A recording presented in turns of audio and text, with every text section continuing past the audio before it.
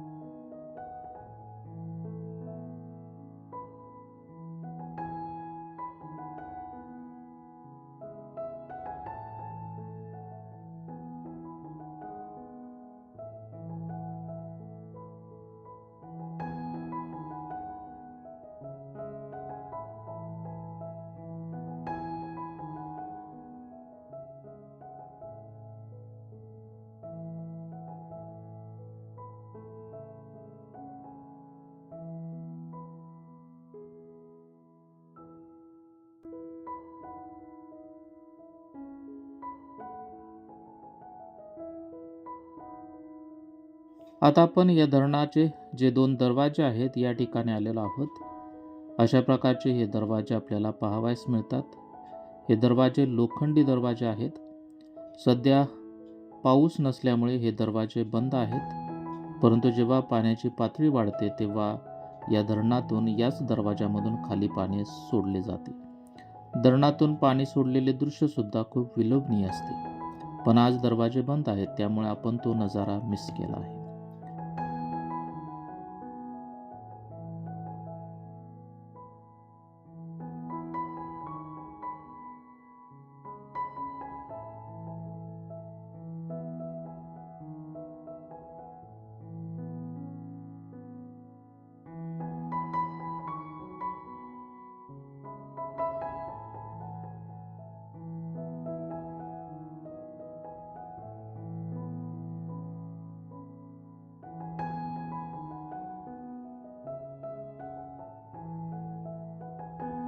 आता आपण या 2 दरवाजांच्या समोरच जेव्हा पाणी सोडले जाते आणि पाण्याचा प्रवाह खालील दिशेने जो वाहतो, त्या ठिकाणी आपण आलेलो आहोत आणि या ठिकाणावरून आपल्याला हा सुंदर नजारा पाहावयास मिळतो.